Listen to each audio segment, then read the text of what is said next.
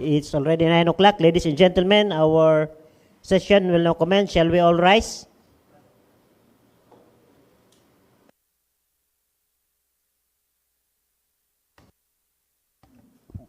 Morning, everyone. I now call this 43rd regular session to order.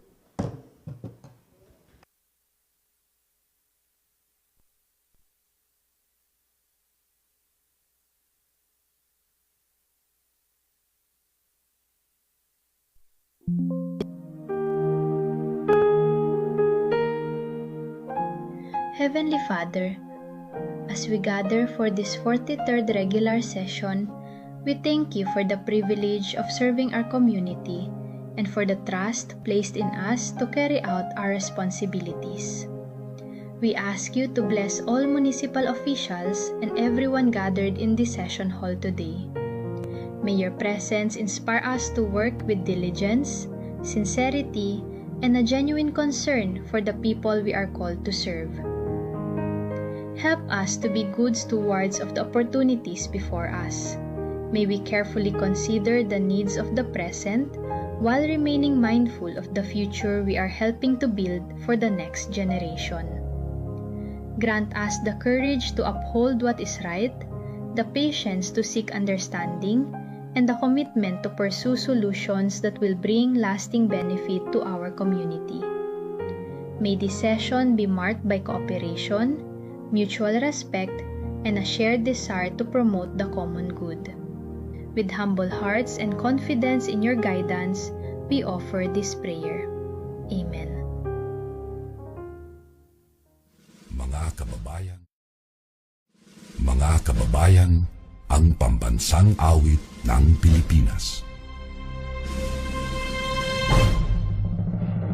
Kayang magiliw, ewas ang sinakalan, alam ng puso, sa titik mo'y buhay.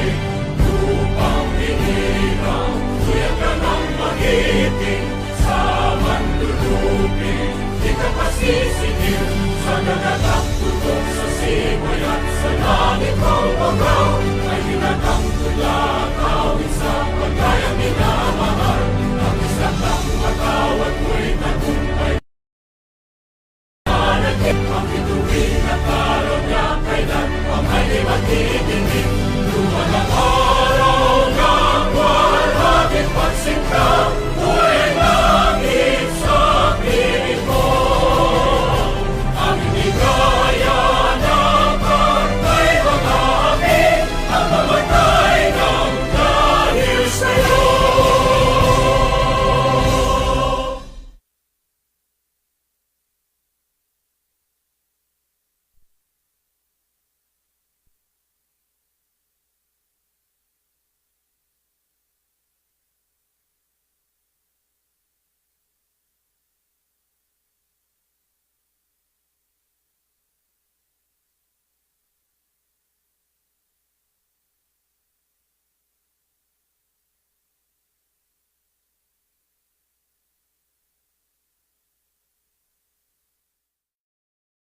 Ng sakot at bago, naglayang isang dugo ng Pilipino. Iba't ibang tribong pinanggalingan, di hadlang sa pagtaguyod ng matibay na mamamayan. Mula mundo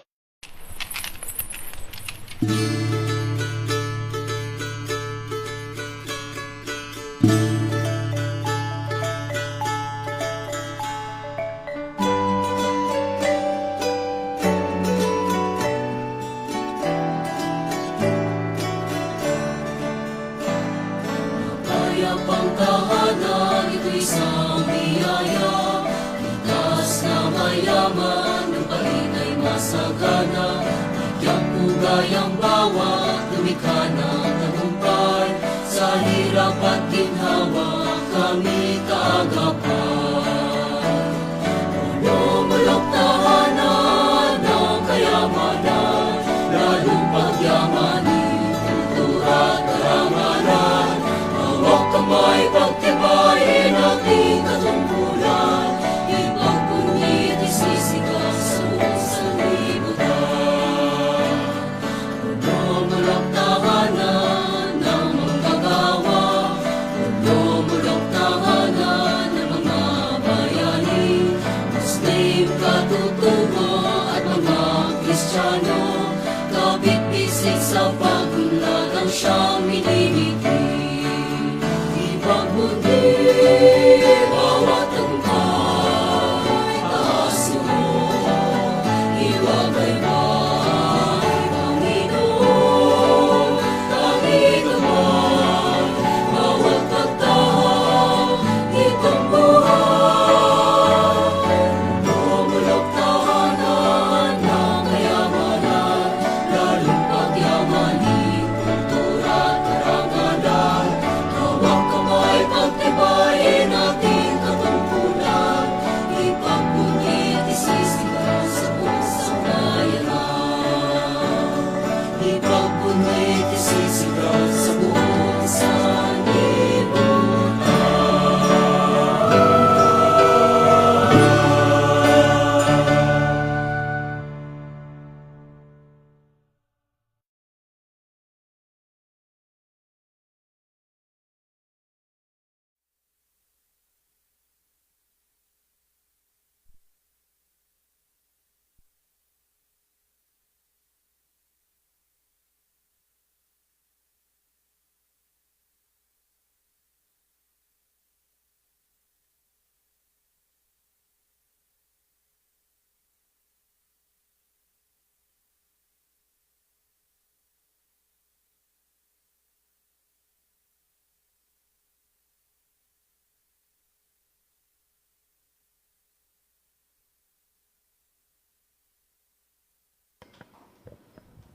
Absent in today's session is our Municipal Vice Mayor and regular presiding officer who is on vacation leave.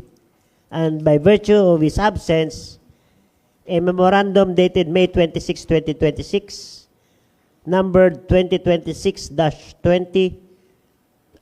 to Honorable John Edward Lumayag, Sangguniang Bayan member, this municipality, acting Vice Mayor. You are hereby designated as acting Vice Mayor effective June 2 to 9, 2026, Tuesday to next Tuesday. This Tuesday until next Tuesday, or until the Municipal Vice Mayor shall have resumed office. As the acting Vice Mayor, you are hereby authorized to perform the functions attached to the office, as well as in attending meetings and conferences on my behalf. For your information and guidance, signed, Honorable Flores Bansuelo Carlos, Municipal Vice Mayor. So, Councilor Lumayag is the acting Vice Mayor.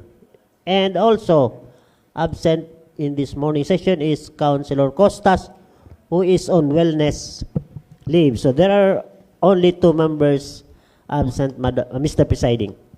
Thank you, Sec. Before we proceed to the next order of business, may we have the nomination for the temporary presiding officer. Thank you. Yes, Honorable Orbisido. Good morning to everyone. It is an honor to be nominating our acting Vice Mayor as to the presiding officer into this session. Thank you. Sec, may we now proceed to the next order of business? For the reading and consideration of our previous minutes, we have 2 minutes under consideration this morning. First, we have the minutes of the 41st regular session held at the SB Session Hall on May 19, 2026, followed by the minutes of the 42nd regular session, also held at the SB Session Hall on May 26, 2026. Any comments or corrections regarding to the 2 minutes of the previous session, the 41st and the 42nd sessions? If there are none, the 2 minutes are now adopted and approved as presented. For the privilege hour under question hour, we have no privilege speech calendar, and nobody also did manifest to avail of this hour. So we'll proceed. The first reading and referral of proposed measures or communications, and we have only 2 measures considered. First is the fiscal year 2026 General Fund Annual Budget of Barangay Cleanan 6, followed by the copy of trial balance of General Fund, Trust Fund, and Special Education Fund as of April 30, 2026.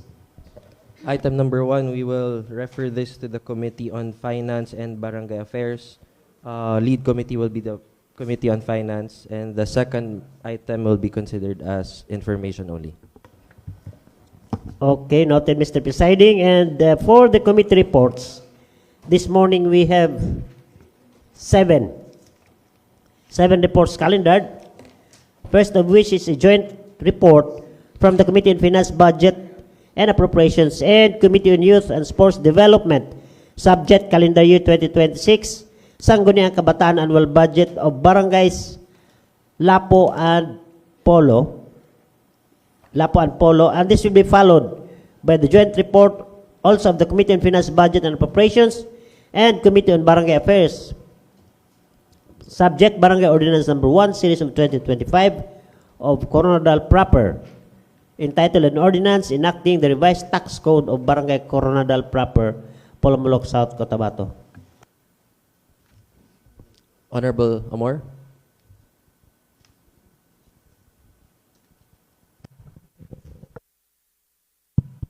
Thank you, Mr. Presiding Officer. Good morning, everybody. I rise today to present the 16th Joint Committee Report on the Committee on Finance, Budget and Appropriations and the Committee on Youth and Sports Development regarding the calendar year 2026 Sangguniang Kabataan Annual Budget of Barangays Lapu and Polo. Facts and findings.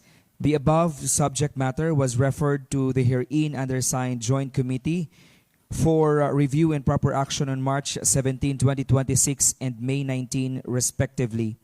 The Joint Committee conducted a meeting on May 20, 2026 at the Session Hall of the Sangguniang Bayan building to discuss matter concerning the proposed budget. Present during the meeting were the members of the committees together with the SK officials from the respective or respected barangays. Upon deliberation, the Joint Committee found the following facts. A. SK of Barangay Lapu, that the barangay concerned has an annual budget of 521,403 pesos and 20 centavos, sourced from the 10% SK share of the barangay's 2026 General Fund. The aforementioned budget was appropriated as follows. General Administration Program, 244,513.20 centavos. Capability Building, which emphasizes leadership training, amounting to 90,750. Health and Sports Development, 74,900. Equitable Access to Quality Education, 49,880. Youth Employment and Livelihood, 11,580. Gender Sensitivity, 5,000. Anti-Drug Abuse, 18,000. Agriculture, 5,000. Environmental Protection, Climate Change and Disaster Risk Reduction and Resiliency, 21,780. The total expenditure program amounting to 521,403 and 20 centavos. In view of the impending end of term for the current youth officials, the SK Council should actively utilize the advisory resources offered by the LGU leaders. It is recommended, thus, to schedule a series of transition workshops to archive current project blueprints, financial liquidation methods, and operational knowledge for the next generation of youth leaders. Also establish a strict localized policy mandating the 10,000 pesos fund be kept exclusive to Barangay Lapo organizations such as the Muslim Youth Initiatives. And for SK Barangay Polo, that the barangay concerned has an annual budget of 676,187 pesos and 20 centavos, sourced from the 10% SK share of the barangay's 2026 general fund. The aforementioned budget was appropriated as follows: General Administration Program amounting to 219,167 pesos and 20 centavos. Good Governance, 180,000. Health, 10,000. Social Inclusion and Equity, 10,000. Active Citizenship, 120,000. Education, 97,020 pesos. Environmental Protection, Climate Change and Mitigation, Disaster Risk Reduction Resiliency, 10,000. Economic Empowerment, 20,000. Agriculture, 10,000. Total expenditure program of 676,187 pesos and 20 centavos.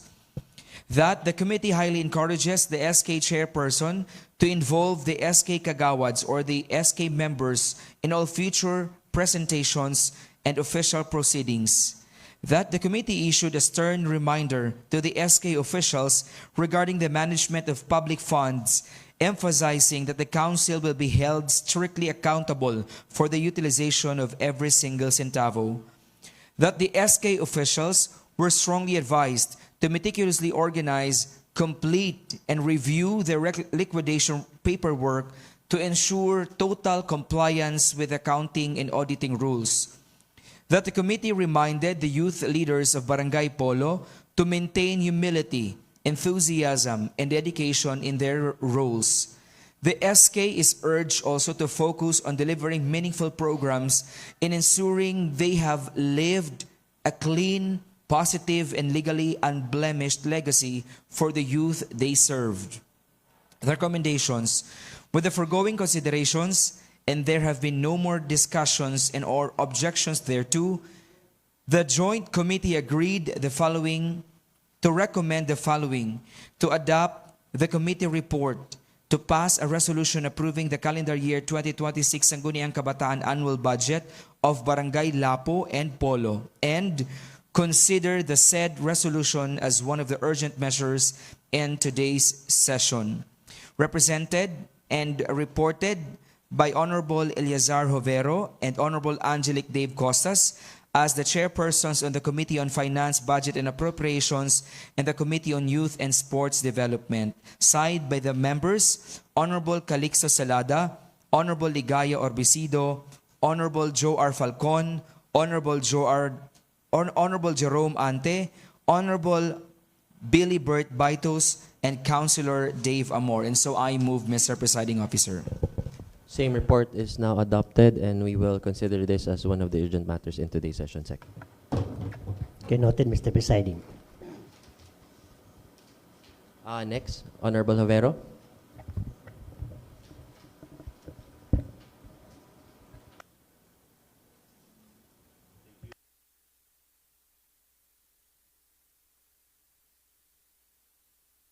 Presiding. So this is the 23rd Joint Committee report from the Committee on Finance, Budget and Appropriation, and Committee on Barangay Affairs. The subject of which is the Barangay Ordinance Number 1, Series of 2025 of Barangay Coronadal Proper, Polomolok South, Cotabato, entitled An Ordinance Enacting the Revised Barangay Tax Code of Barangay Coronadal Proper, Polomolok South, Cotabato. Facts and findings. The above measure was referred to the hearing committee for review and proper action on October 21, 2025. The committee held a meeting on October 22, 2025 at 10 o'clock in the morning, SB's Conference Hall, SB Building, this municipality, for the consideration of the above-mentioned measure. It was attended by the members of the committee, barangay officials of Barangay Coronadal Proper, and presided by the chairperson of the Finance Committee. The committee conducted a review and deliberation of the proposed revised Barangay Revenue Code of Barangay Coronadal Proper, together with the concerned barangay officials, to evaluate the legality, propriety, and revenue-generating provision of the proposed ordinance. During the review, the committee observed that the provision relating to rental fees, rental rates, and charges imposed on barangay-owned properties and facilities require further clarification and standardization to ensure that the fees imposed are reasonable, equitable, and reflective of the actual use and maintenance costs of such properties. The committee further noted that the provision concerning taxes, fees, and charges for the operation of transient cockpits and the conduct of cockfight require revision to conform with the existing laws and regulations. It was emphasized that barangay are not authorized to conduct or permit cockfighting activities except in duly registered licensed and accredited cockpits as provided by law. Consequently, the conduct of unauthorized cockfights, commonly referred to as tari-tari, within the barangay is strictly prohibited and should not be recognized as a source of barangay revenue. The committee likewise clarified that rental fees imposed on multi-purpose pavement dryers shall apply only to government-owned or barangay-owned drying facilities made available for public use. Privately owned drying facilities are considered private enterprises and shall remain under the exclusive management and jurisdiction of the respective owners, subject to applicable business permits and regulatory requirements. The Barangay Council manifested before the committee that they would revise the proposed ordinance in accordance with the suggestion and comments raised by the committee members, and thereafter resubmit the same for further review. Subsequently, the Barangay Council complied and submitted on April 21, 2029, the corrected and improved copy of the proposed ordinance. Upon evaluation of the revised and finalized draft, the committee found the same to be complete, corrected, and substantially compliant with the recommendation previously raised during the deliberation. Recommendation. With the foregoing consideration, the committee hereby recommends the following: to adopt this committee report, to pass a resolution approving the Barangay Ordinance Number 1 Series of 2025 of Barangay Coronel Proper, Polomolok South, Cotabato, entitled An Ordinance Enacting the Revised Barangay Tax Code of Barangay Coronel Proper, Polomolok South, Cotabato, and to take this as urgent into decision. Prepared by yours truly, as Chair of the Committee on Finance, Budget, and Appropriation, concurred by Honorable JCG Buntoyan, signed by Honorable Calixto B. Salada, Honorable Antonio B. Octavio, signed by Honorable Joe R. Falcon, Honorable Jerome Y. Anti, also signed by Honorable Ligaya R. Orbisido, Honorable Bilibert Baitus, and Honorable Dave Amor. So I move for the adoption of the committee report, Mr. Presiding. The same report is now adopted, and we will take this as one of the urgent matters in today's session. Next committee report, Mr. Presiding, is the Barangay Tax Ordinance Number 1, Series of 2026, so Barangay Pulo, entitled Revenue Code of Barangay Pulo, Polomolok South, Cotabato. Facts and findings. The above measure was referred to the hearing committee for review and proper action on March 5, 2026. The committee held a meeting on May 20, 2026 at 11 o'clock in the morning, SB Session Hall, SB Building, this municipality, for the consideration of the above-mentioned measure. It was attended by the members of the committee, barangay officials of Barangay Pulo, and presided by the chairperson of the Finance Committee. The proposed revenue code is intended to provide a comprehensive framework for the imposition and collection of barangay taxes, fees, and charges within the jurisdiction of Barangay Pulo. The ordinance is designed to augment the barangay locally generated revenues, thereby reducing dependence on external funding sources and promoting fiscal sustainability. The provision of the proposed ordinance are generally consistent with the taxing powers granted to barangays under the Local Government Code of 1991, subject to compliance with applicable laws, rules, and regulations. The enactment of the Revenue Code is expected to contribute to improve revenue generation, which may be utilized for public services, infrastructure projects, peace and order initiatives, environmental programs, and other priority concerns of the barangay. The committee finds the ordinance to be necessary and beneficial in promoting effective local governance and ensuring adequate financial resources for the implementation of barangay programs and projects. Recommendation. With the foregoing consideration, the committee hereby recommends the following: to adopt this committee report, to pass a resolution approving the Barangay Tax Ordinance Number 1, Series of 2026 of Barangay Pulo, Polomolok South, Cotabato, entitled Revenue Code of Barangay Pulo, Polomolok South, Cotabato, and to take this as urgent in today's session. Prepared by yours truly as Chairperson of the Committee on Finance, Budget and Appropriation, concurred by Honorable GCG Buntoyan, Honorable Calixto Bisalada, Honorable Antonio B. Octavio, Honorable J.R. Falcon, Honorable Jerome Y. Ante,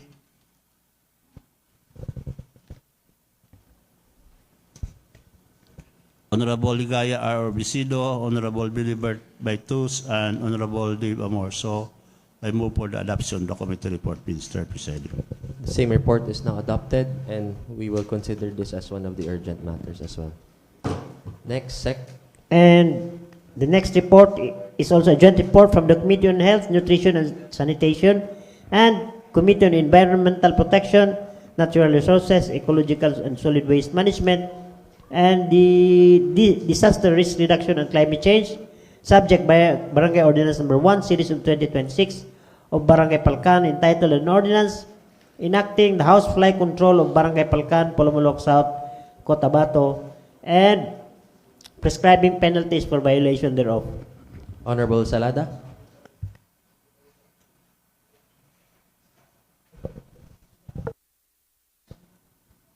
Thank you, Mr. Presiding Officer. Good morning, everyone. First, Joint Committee Report for third regular session, June 2, 2026. Subject is mentioned by the Secretary. And facts and findings. The 20th Sangguniang Bayan, in its 36th regular session, referred the above stated measure to the Committee on Health, Nutrition and Sanitation on April 14, 2026 for appropriate action. On April 22, 2026, the committee convened at the Sangguniang Bayan Session Hall to deliberate on the matter. During the deliberations, it was noted that the Barangay Council is aware of the existing municipal ordinance on housefly control. However, the proposed measure primarily focuses on poultry farms as the source of housefly infestation. Number 3, the committees pointed out that housefly infestation may also originate from piggeries, livestock farms, and other similar establishments. Thus, it was recommended that the ordinance be expanded to cover these sources. The committees likewise observed that certain provisions refer to the measure as a code. It was recommended that all references hereto be changed to ordinance for consistency and accuracy. It was further noted that the ordinance contains only one definition of terms. To facilitate proper interpretation and implementation, the inclusion of additional relevant definitions was recommended. The committees also observed that the ordinance does not clearly provide for the fines and penalties for violations. Accordingly, it was recommended that specific penalties be incorporated into the measure. During the deliberations, it was suggested that the provision on community service be removed and that penalties be imposed directly upon violators. The committees further recommended the conduct of consultations or public hearings with poultry owners and other affected stakeholders prior to the implementation of the ordinance. It was likewise recommended that the ordinance clearly identify the authority responsible for deputizing enforcement personnel and provide for the allocation of collected fines between the barangay and the municipal government subject to applicable laws and regulations. The committees also suggested that the Barangay Council review the existing municipal ordinance on housefly control and consider adopting relevant provisions therefrom to strengthen the proposed measure. It was emphasized during the hearing that proper sanitation, waste management, vermin control measures, installation of protective nets, and elimination of stagnant water are important in preventing and controlling housefly infestation. And after due deliberation, the committees found merit in the objectives of the proposed measure and deemed it necessary that the foregoing observations and recommendations be incorporated to further strengthen the ordinance. Recommendations: to adopt this joint committee report, to pass a resolution approving Barangay Ordinance Number 1, Series of 2026 of Barangay Palcan, entitled An Ordinance Enacting the Housefly Control of Barangay Palcan, Polomolok, South Cotabato, and prescribing penalties for violation thereof, subject to the incorporation of the observations and recommendations raised during the committee deliberation. Number 3, to consider this matter as one of the urgent measures in today's session. Reported by yours truly as Chairman, the Committee on Health, Nutrition, and Sanitation, and Chairman on Committee on Environmental Protection, Natural Resources, and concurred by the Honorable Ligaya R. Bisido, Honorable Bilibert Baitus Jr., Honorable Jerome Y. Anti, Honorable Angelic Dave Costas, Honorable Antonio Octavio, and Honorable Elisa G. Hobero. So I move for the approval of the committee recommendation, Madam, Mr. Presiding. Thank you, Honorable Salada. Same report is now adopted, and we will consider this as one of the urgent matters as well. And number 6 is a joint report from the Committee on Rules, Good Governance and Oversight and Committee on Finance, Budget and Appropriations, subject Barangay Ordinance Number 8, Series of 2026 of Barangay Polo, entitled An Ordinance Promoting Transparency and Accountability in the Utilization of Barangay Funds and Resources. Honorable Salada. Thank you again, Mr. Presiding Officer. I will proceed now to the facts and findings. Number 1, the above measure was referred to the hearing committee for proper action during the 39th regular session of the 20th Sangguniang Bayan held on May 5, 2025. During the conduct of the committee hearing held on May 13, 2026 at the Sangguniang Bayan Session Hall, the committee reviewed the provisions of Barangay Ordinance Number 8, Series of 2026 and discussed several amendments to improve the measure and ensure its consistency with existing laws and policies governing transparency, accountability, and good governance. During the deliberations, it was observed that the accompanying barangay resolution used the term confirming, which was deemed inappropriate for the legislative action being undertaken. The committee recommended the use of the term enacting instead. The committee likewise noted that the whereas clauses incorporated in the ordinance are more appropriately placed in the corresponding resolution. Consequently, it was recommended that all whereas clauses be removed from the ordinance and incorporated in the resolution. The committee further recommended the inclusion of Republic Act Number 3019, otherwise known as the Anti-Graft and Corrupt Practices Act, as part of the legal basis of the proposed measure to reinforce its objective of promoting transparency and accountability in the utilization of barangay funds and resources. During the discussion of Section 5, clarification was sought regarding the designation of the chairperson, vice chairperson, and secretary of the Barangay Transparency Board, or BTB. It was agreed that the members of the board shall elect among themselves the officers of the BTB. The committee likewise noted that the secretary of the Barangay Transparency Board shall be responsible for the preparation of reports and other official records of the board, which shall be signed by the chairperson. With respect to the composition of the Barangay Transparency Board, the committee recommended that the representative of the Homeowners Association and the POROC federated president be identified as separate members of the board to ensure broader representation from various sectors of the community. The committee further recommended the inclusion of representative from a non-governmental organization and separate representation of civil society organizations and faith-based organizations in order to enhance stakeholder participation and community oversight. During the deliberations, inquiries were raised regarding the source of funds for the implementation of the ordinance. It was explained that the barangay has proposed an allocation of 5,000 pesos to support the implementation of the measure. The committee also reviewed Section 4 of the ordinance and recommended the removal of the provision authorizing solicitation. However, the acceptance of voluntary donations may still be allowed subject to existing accounting, auditing, and other applicable laws, rules, and regulations. And after due deliberation, the committee found the proposed ordinance beneficial in promoting transparency, accountability, public participation, and responsible management of barangay funds and resources, subject to the incorporation of the foregoing amendments and revisions. Recommendations to adopt this joint committee report, to pass a resolution approving Barangay Ordinance Number 8, Series of 2026 of Barangay Polo, entitled An Ordinance Promoting Transparency and Accountability in the Utilization of Barangay Funds and Resources, subject to the incorporation of the amendments discussed during the committee hearing, and to consider this matter as an urgent measure during today's session. Reported by yours truly as Chairperson, Committee on Rules and Good Governance. Concurred by Honorable Elias R. G. Juvero, Honorable Ligaya R. Besido, Honorable Billy Bert Baitus Jr., Honorable Jerome Y. Anti, Honorable Joar Palcon, and I move for the approval of this committee report. The same joint committee report is now adopted, and we will take this as one of the urgent matters in today's session. Next. And number 6 is also a joint report from the Committee on Education and Committee on Social Services, subject Barangay Ordinance Number 7, Series of 2026, Barangay Polo, entitled An Ordinance Adopting the Moral Recovery Program as a core program, a strategic framework for institutionalizing moral, ethical, and spiritual values in local governance of Barangay Polo, Polomolok, South Cotabato. Honorable Orbisido.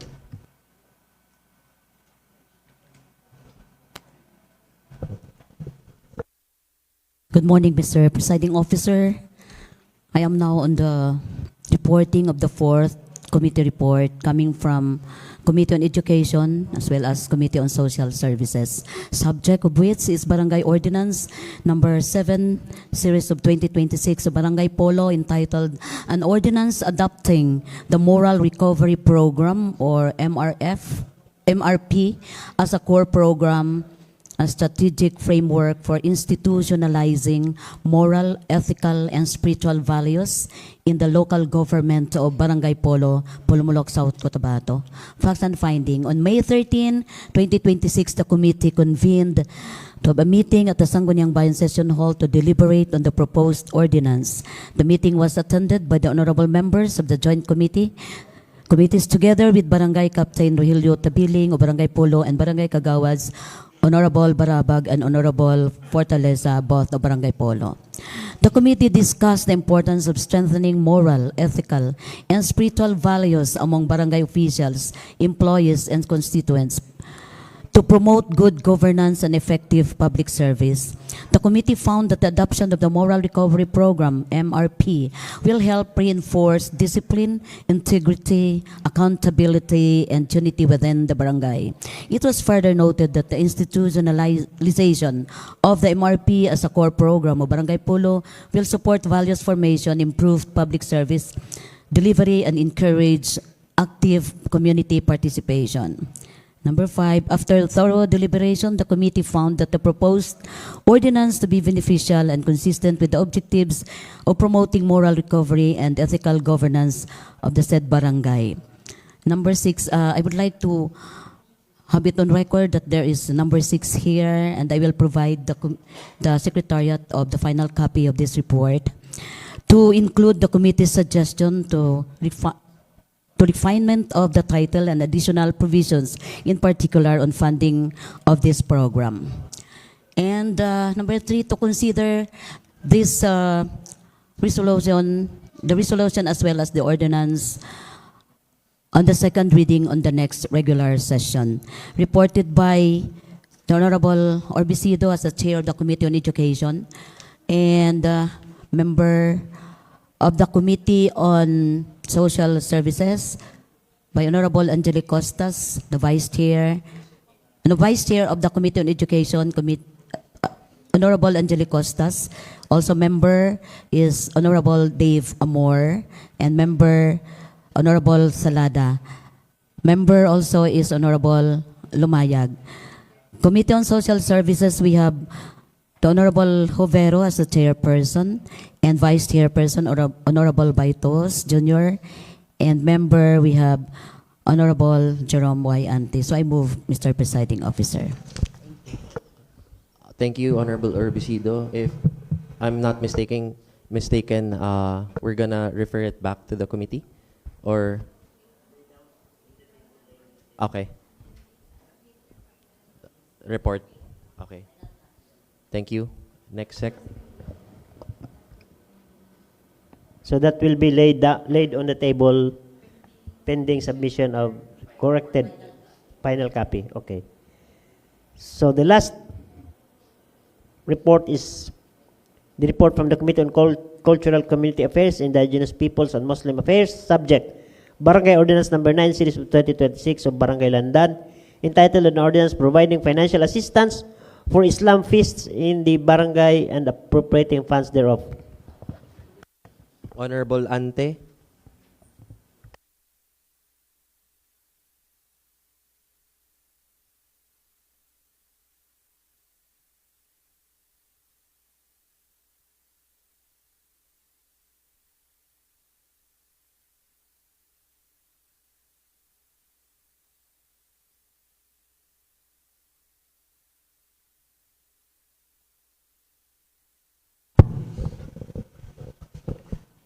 Thank you, Honorable Presiding Officer.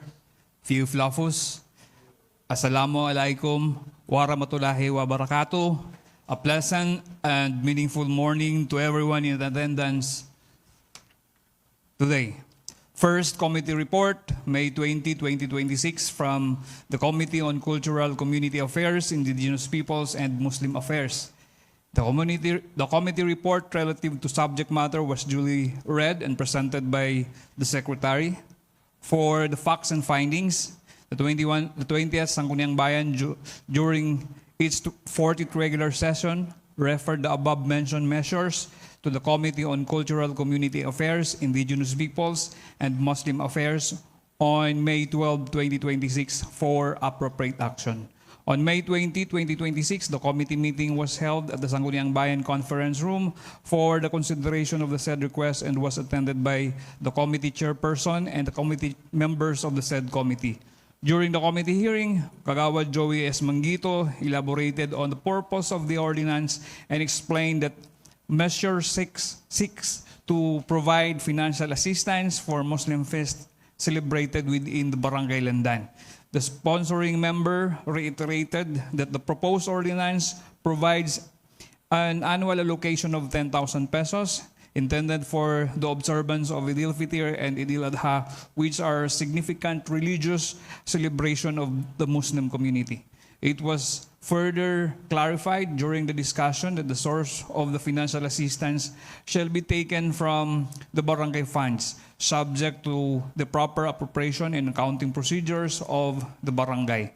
During the deliberation, committee member Honorable Jesse G. Buntuyan inquired from proponent why the provision subject to the availability of funds remains included despite the measures being enacted is an ordinance, and further suggested a review of the wording and terminology used in the ordinance, particularly the said phrase, to ensure clarity and consistency in its implementation.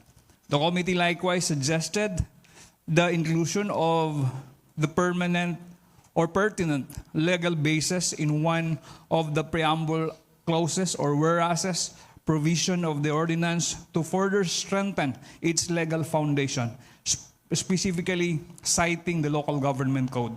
During the discussion, Ustad Mastura Alba, one of the resource persons, suggested changing the term Muslim leaders to Council of Elders to provide a clearer designation and avoid misinformation regarding the ordinance referred to in the ordinance. Ustad Mastura Alba further recommend the proposed increase in the allocation from 10,000 to 20,000, subject to the final deliberation and approval of the council. The committee found the proposed ordinance relevant and beneficial in recognizing and supporting the cultural and religious practices of the Muslim community while promoting inclusivity and respect for cultural diversity within the barangay. For the recommendation, with the foregoing considerations, and there have been no more discussion or objection thereto, the Joint Committee agreed to recommend the following. Number one, to adopt this committee report and to consider the said resolutions as one of the urgent measure in today's session. Reportedly by yours truly, the chairman, and concurred by the vice chair, Honorable Billy Bert Baitos, members, Honorable Calixto Salada, Honorable Antonio Octavio, and Honorable Jesse G. Buntuyan. So I move, Honorable Chair, for the adoption and for the acceptance of this report. Thank you. Thank you, Honorable Ante. The same report is now adopted, and we will take this as one of the urgent matters. Next. For the calendar of business, unfinished business, we have a resolution and ordinance authored by Councilor Dave Amor institutionalizing the Polomolok Festival as the official local festival of the municipality of Polomolok, South Cotabato, to be celebrated annually every September 10 and providing guidelines for the implementation, funding, accountability, and sustainability thereof. Thank you, Sec. We will have a 5-minute recess first so that we could set up the projector. Thank you.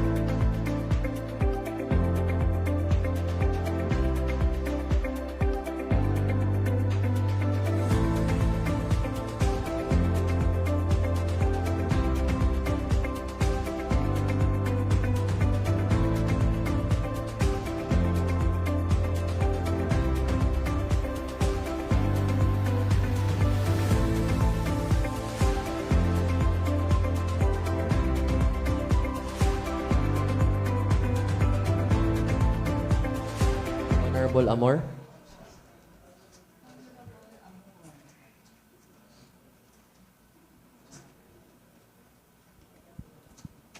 Good morning once again. May I read to you the content of this ordinance? A resolution enacting an ordinance institutionalizing the Polomolok Festival as the official local festival of the municipality of Polomolok, South Cotabato, to be celebrated annually every September 10 and providing guidelines for the implementation, funding, accountability, and sustainability thereof. Author, sponsor, Honorable Dave M. Amor, co-author, Honorable Joe R. H. Falcon, co-sponsors, Honorable John Edward Lumayag, Honorable Jerome Y. Ante, and Honorable Angelic Dave O. Costas. Whereas, Section 16 of Republic Act Number 7160, otherwise known as the Local Government Code of 1991, mandates local government units to promote the general welfare, including the preservation, enrichment, and promotion of culture, heritage, and traditions. Whereas, pursuant to Republic Act Number 8371, otherwise known as the Indigenous Peoples' Rights Act of 1997, the state recognizes, respects, protects, and promotes the rights, culture, Traditions, and Institutions of Indigenous Cultural Communities (ICC), and that the Municipality of Polomolok acknowledges the significance of preserving and celebrating the rich cultural heritage and identity reflected in the Polomolok Festival. Whereas the Polomolok Festival has been annually celebrated every 10th of September in the Municipality of Polomolok, and to honor its diverse cultural roots, agricultural abundance, and the unity of its people. Whereas the Polomolok Festival has, through the years, served as a symbol of local pride, social harmony, and economic vibrancy by showcasing the creativity, traditions, and talents of the people of Polomolok. Whereas, despite its regular celebration, the Polomolok Festival has not been institutionalized through a local ordinance, resulting in a lack of legal, budgetary, and administrative safeguards necessary for a sustainability and alignment with the municipality's cultural and tourism development goals. Whereas, there is a need to institutionalize Polomolok Festival as the official local festival of the Municipality of Polomolok, to be celebrated annually every September 10 in order to provide clear policy direction for the local government unit, ensuring the allocation of funds and guarantee the sustainability of its cultural, tourism, and economic development objectives therefore.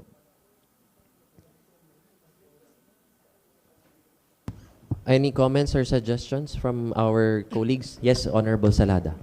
Thank you, Mr. Presiding. I'd just like to inquire if there is an ordinance creating or establishing Polomolok Festival as local festival of the municipality of Polomolok. Honorable. Is there an existing ordinance? Sec, is there an existing ordinance?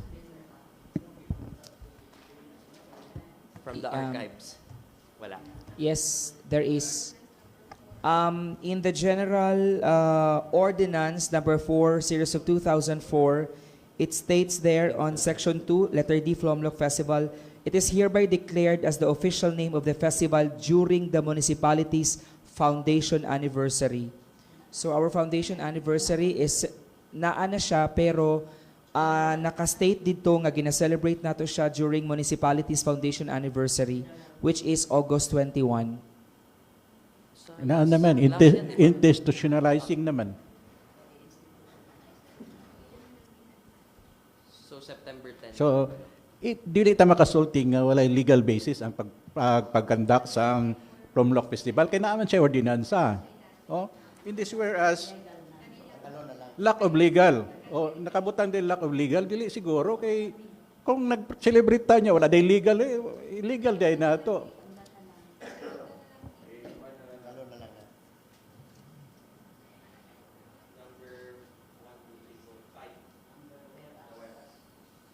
Thank you, Mr. Presiding. Thank you so much, Madam Chair, Mr. Chair. Okay, if there are no more, let's proceed now to the ordinance. Honorable Amor. An ordinance institutionalizing the Polomolok Festival as the official local festival of the municipality of Polomolok, South Cotabato, to be celebrated annually every September 10 and providing guidelines for the implementation, funding, accountability, and sustainability thereof. Be it ordained by the Sangguniang Bayan of the Municipality of Polomolok, Province of South Cotabato, in session duly assembled. Section 1 title, This ordinance shall be known as the Polomolok Festival Ordinance. Section 2, Institutionalization of the Polomolok Festival. The Polomolok Festival is hereby institutionalized and declared as the official municipal festival of the Municipality of Polomolok, Province of South Cotabato. Section 3, Inclusive Festival Dates. The Polomolok Festival shall be officially celebrated annually every September 10 as the culmination day of the festival. Festival-related activities shall be held from the first day to the 10th day of September unless otherwise authorized by the municipal mayor through the Municipal Tourism Office in coordination with the Festival Executive Committee. Section 4, Declaration of Policy. It is hereby declared the policy of the Municipality of Polomolok to recognize and promote the Polomolok Festival as an expression of the municipality's cultural identity, unity, and progress, and to provide legal, institutional, and financial support for its annual celebration. The festival shall serve as a platform for the preservation and promotion of cultural heritage, youth development, tourism promotion, inclusive economic opportunities, and environmentally responsible practices. Section 5, Purpose and Objectives. The Polomolok Festival is established to showcase the history, culture, heritage, and achievements of the municipality of Polomolok, strengthen the sense of identity, pride, and solidarity among its residents, promote Polomolok as a prime cultural, tourism, and investment destinations, support and provide opportunities for local artists, cultural workers and performers, farmers, and entrepreneurs. Saba kayo. Saba. Foster youth development and skills enhancement. Preserve and promote the cultural heritage of indigenous peoples. Encourage inclusive participation among all sectors, including barangays, youth, women, senior citizens, persons with disabilities, the academe, and the private sector, and promote environmentally responsible practices during festival activities. Section 6, Lead Implementing Office. The Municipal Tourism Unit, MTU, under the Office of the Municipal Mayor shall serve as a lead implementing office for the Polomolok Festival and shall serve its planning, coordination, and implementation in close collaboration with the Festival Executive Committee, concerned municipal offices, barangays, and other stakeholders. Section 7, Creation and Composition of the Festival Executive Committee. There is hereby created as a Festival Executive Committee, or EXICOM, to be constituted annually through the executive order issued by the municipal mayor. The EXICOM shall serve as a primary body responsible for the planning, organization, coordination, and implementation of all Polomolok Festival activities. The EXICOM shall be composed of the following: Festival Director appointed by the municipal mayor, Sangguniang Bayan Committee Chairs on Tourism and Committee on Economic Enterprise, Head and personnel of the Municipal Tourism Unit, representatives from concerned municipal offices, including but not limited to Municipal Budget Office, Municipal Planning and Development Office, Municipal Engineering Office, and the Municipal Accounting Office. Representatives from the Philippine National Police and the Bureau of Fire, representative from the Department of Education, sports coordinator or designated sports personnel, Indigenous Peoples Mandatory Representative or IPMR, and the representatives from the youth organizations, civil society organizations, and the private sector. Section 8, Powers and Functions of the Festival Executive Committee. The Festival Executive Committee shall have the following powers and functions: formulate the annual festival theme, calendar of activities, and detailed implementing plan. Prepare, review, and recommend the festival budget for approval by the municipal mayor and the Sangguniang Bayan. Coordinate with the barangays, municipal offices, government agencies, partner institutions, cultural groups, and other stakeholders to ensure the effective implementation of festival activities.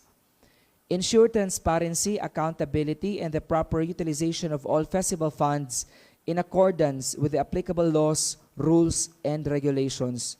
Also adopt measures to safeguard public safety, including crowd management, emergency preparedness, and compliance with the applicable health and safety protocols. Promote environmentally sustainable practices and culturally respectful approaches in all festival activities, and submit comprehensive post-festival accomplishment and financial report to the Municipal Tourism Unit and the Sangguniang Bayan, including recommendations for future improvements. Section 9, Funding and Appropriation. The annual celebration of Polomolok Festival shall be funded through appropriations from the Municipal General Fund, subject to the availability of funds and in accordance with the existing budgeting, accounting, auditing, and procurement laws, rules, and regulations. Additional funding funding support may be sourced from sponsorships, donations, grants, and public-private partnerships, subject to the applicable laws and regulations. All expenditures related to the festival shall strictly comply with the government accounting, auditing, budgeting, and procurement laws, rules, and regulations. Section 10, Participation and Inclusivity. All barangays, schools, community-based organizations, cultural groups, and business establishments are encouraged to participate in the planning, organization, and implementation of Polomolok Festival. Special emphasis shall be given to the meaningful participation and engagement of indigenous peoples, women, youth, senior citizens, and persons with disabilities to ensure inclusive cultural expressions and equitable opportunities. The Festival Executive Committees, in coordination with the Municipal Tourism Unit, shall facilitate the participation of all sectors in order to promote community ownership, social cohesion, and shared responsibility for the success of the festival.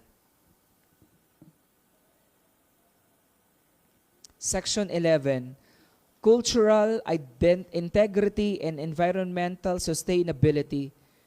In all festival activities shall respect and preserve local traditions and indigenous cultural expressions in consultation with the recognized cultural leaders and stakeholders. The Festival Executive Committee shall implement and promote environmentally responsible practices, including waste reduction, proper waste disposal, and eco-friendly initiatives during the festival activities. The committee shall monitor compliance with the practices to ensure that the festival promote cultural appreciation while protecting the environment.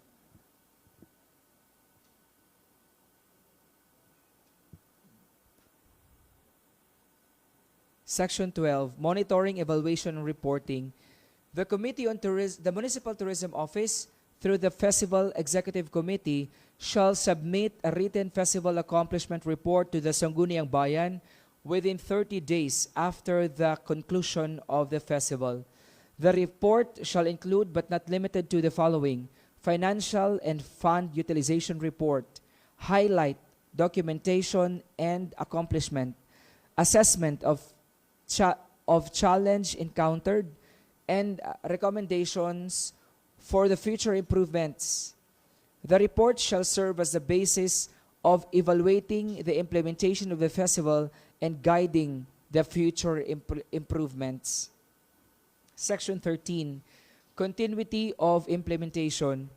The institutionalization of an annual celebration of Polomolok Festival shall remain in force, notwithstanding changes in local administration, subject only to lawful amendments or repeal by the Sangguniang Bayan. Section 14, Separability Clause. If any of provisions of this ordinance is declared unconstitutional or invalid, such declaration shall not affect the validity or effectivity of the remaining provisions, which shall continue in full force and effect. Section 15, Repealing Clause. General Ordinance Number 4, Series of 2004, entitled An Ordinance Institutionalizing the Polomolok Festival in the Municipality of Polomolok, Province of South Cotabato, and all other ordinance, resolution, and parts thereof inconsistent with the ordinance are hereby repealed or modified accordingly. Section 16, effectivity. The ordinance shall take effect 15 days after the publication in the official municipal notice board and posting it at least 3 conspicuous places within the municipality of Polomolok in accordance with the law. I think that's all, Mr. Chair. Thank you, Honorable Amor. My colleagues, any suggestions or questions to the proponent? Honorable Orbisido. Good morning again. Can we start from the very beginning? For some clarification to the author, the title of which is, we will be celebrating our Polomolok Festival. Ano ito, nakalagay is September 10. But in the inclusive festival dates, it will start from the first day. Una is, to my colleagues, talagang kaya ba natin yung, kung from September 1 to 10, okay ba yun? 10 days talaga ang celebration. Kasi it will be an ordinance na eh. Ngayon, tayo-tayo lang. Oh, we will start on this. But if this will become a law, dapat sundon na gyud to. The question is, can we afford to celebrate our festival for 10 days? Diba no? Pwede bang 5 lang kaadlaw or 3 days lang? So, kasi, diba, it will be a law na for us. So, yan ang aking concern. And another is, sa title, manggod, it must be consistent with the inclusive dates. Kung titingnan natin ang title, September 10 yung ating i-celebrate. Pero may provision sa another provision na it will be from 1st to the 10th day of September. Help me out. No? September 10, not unless it will be, the title will be an ordinance institutionalizing Polomolok Festival from unsa nga day to September. Paano yun? Okay lang ba? Clarification itong akin, not questioning, because this is such a very good measure for the municipality of Polomolok. Maybe. So open tayo. Yes open. po. Ang Siguro, September 10 natin is culmination, Honorable Guy. And in these exclusive dates, this shall be, or this may be officially celebrated annually. May be held. Annually. Okay lang? So, we can celebrate it 3 days lang, 4 days, 5 days, ganon. Because Nakalagay we have kasi that dito, word maybe. Mr. Chair, nakalagay kasi dito, unless otherwise authorized by the I would municipal like mayor. to have help coming from my colleagues kay maging law naman good ito if ever we will approve this. So this will be our guide. Kung maybe, pwede lang ta sa ika-5 kaadlaw, from 5th to the 10th, from 3rd, hindi siya constant. No? O if the budget will allow, tinganong nagbalaod pamantangan, hindi naman siya constant. So kanang siguradoon na to, na pila lang gyud atong kaya. Or that we can amend that after 5 days. Break lang muna. Can I use for a recess? Let's request for a recess first.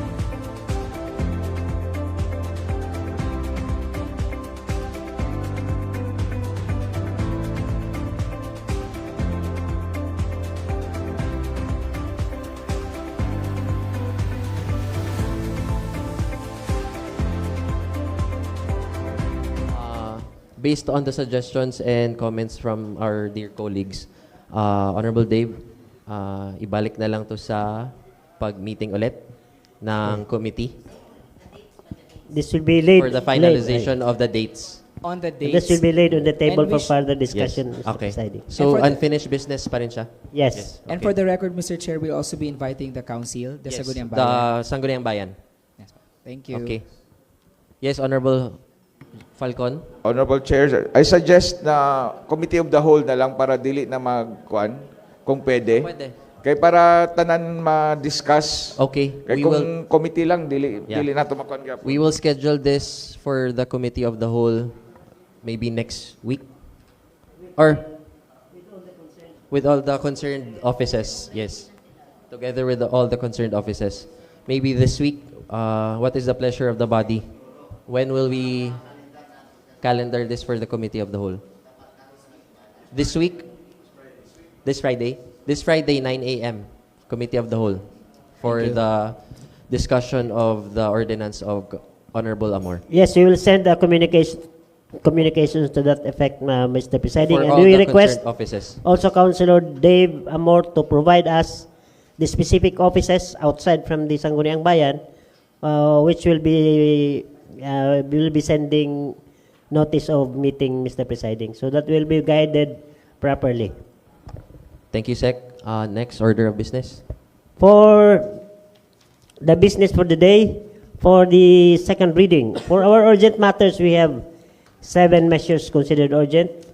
First of which is the first 2 are the Barangay SK 2026 SK annual budgets of Blapo and Polo. Honorable Amor for the motion.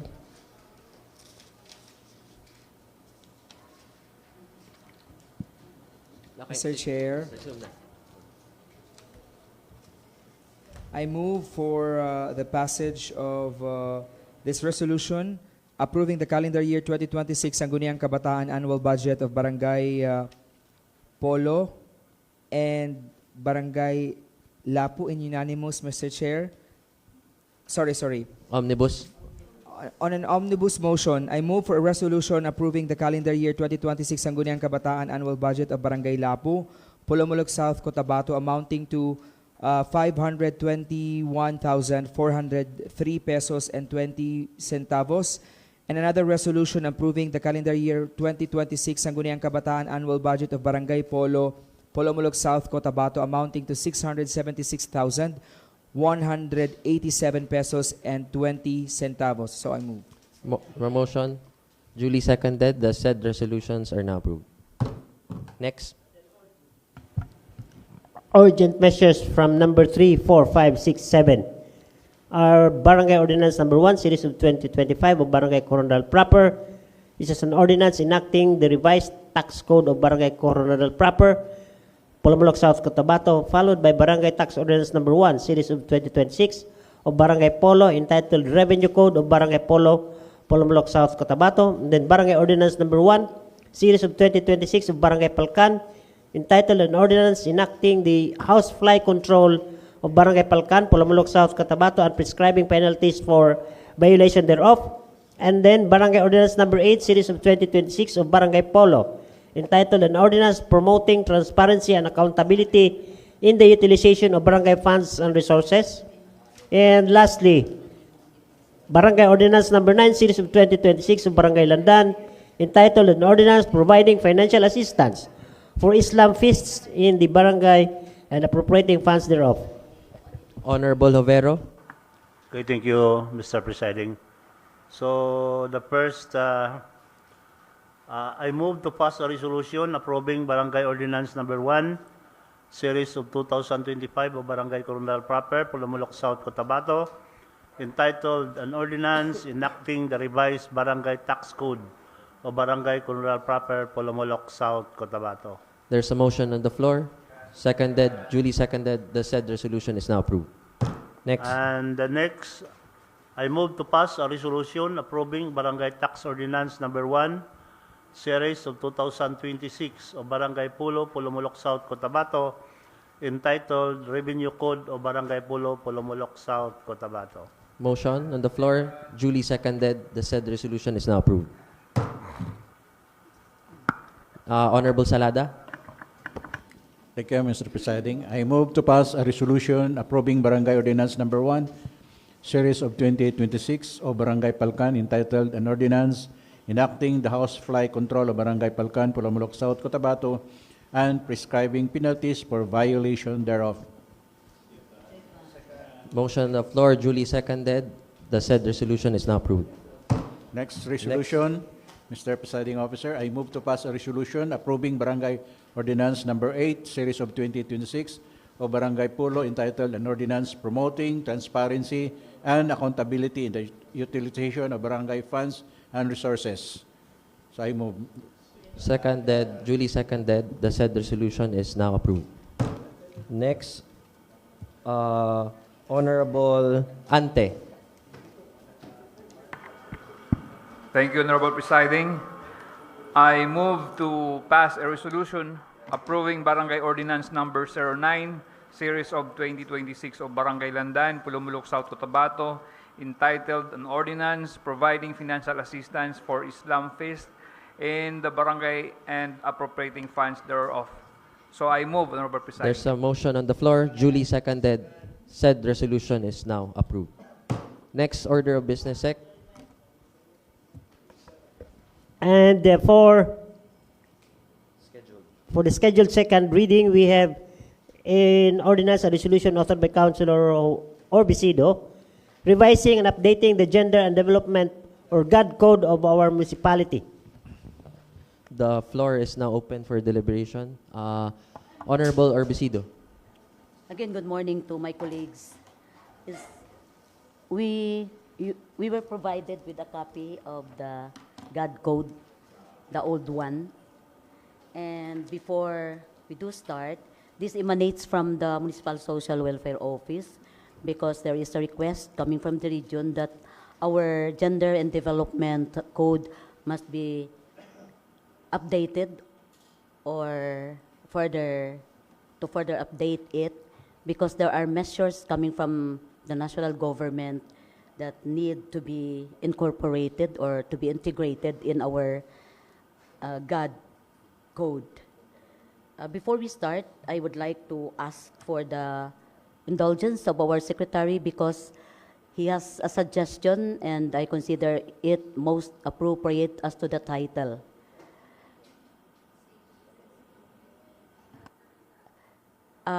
There is no request as to revise the code, but to integrate those new laws. And if there is, andali, inaayos pa.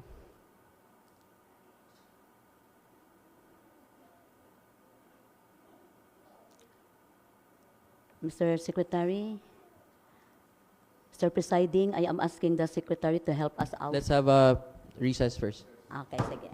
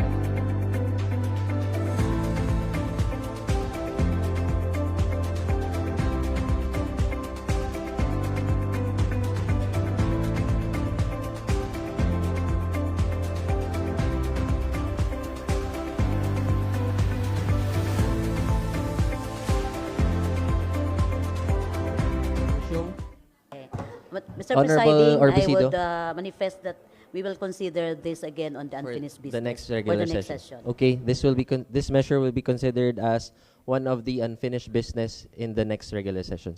Thank you. Noted, Mr. Presiding. Next order of business. And for the third and final reading, we have two measures or ordinances under consideration. First is the creation of the Youth Development Officer 3, salary grade 18, in the plantilla of the municipal government of Polomolok Province of South Cotabato, prescribing its functions, duties, and responsibilities, and appropriating funds thereof. Authored by Councilor Salada. For the first measure in the third and final reading, a resolution enacting an ordinance creating the position of Youth Development Officer 3, SG 18 in the plantilla of Municipal Government of Polomolok, Province of South Cotabato, prescribing its functions, duties, and responsibilities, and appropriating funds thereof. Who are in favor of this measure? Yes, Honorable Javero. Before the approval, I've noticed here in the qualification of our youth development officer, we were not able to identify or include the age limit of the LYDO because mahirap na may LYDO 60 years old na siya, regular employee pa. How can he nakita nyo? So dapat Bakit hindi ito na-discuss ng second reading? Anyway, siguro we can correct. Kaya nga, regular position, matanda ka na, LYDO ka pa rin. Oh. Let's have a recess, 5-minute recess.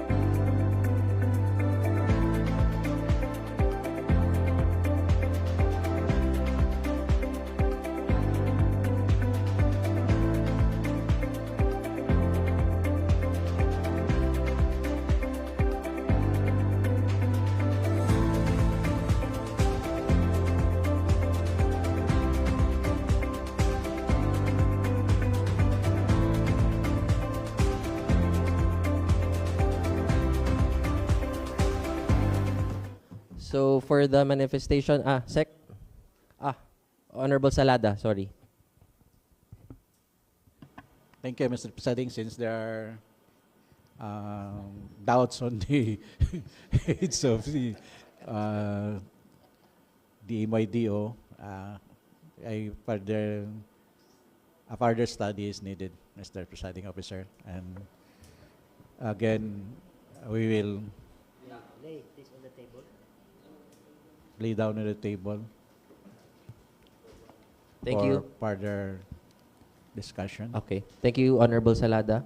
For the next measure in the third and For final the next third and final reading is an ordinance amending General Ordinance Number 10, Series of 2024, entitled An Ordinance Prescribing Fees, Charges, and Rates for Room Accommodations, Medicines, Pharmaceuticals, Various Facilities, All Medical Services, and Medications at the Polomolok General Hospital for the Municipality of Polomolok, South Cotabato, by revising, updating, and expanding the schedule of healthcare services, medical procedures, medicines, medical supplies, fees, charges, and rates of the PGH, and also authored by Councilor Salada. Thank you, Sec. For those who are in favor of this measure in the third and final reading, may we...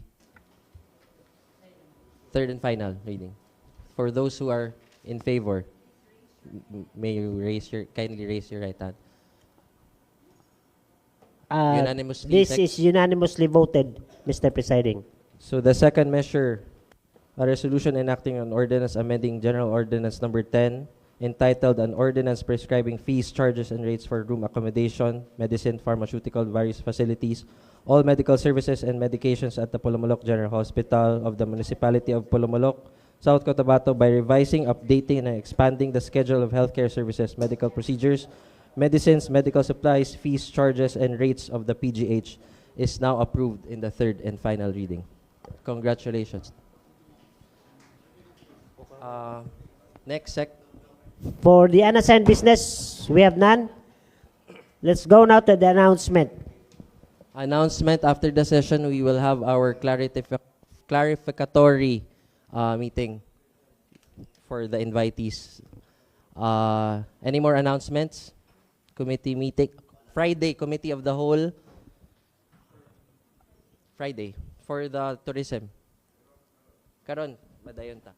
Any more announcements? If there are none, call this session adjourned. Honorable Octavio for the closing prayer.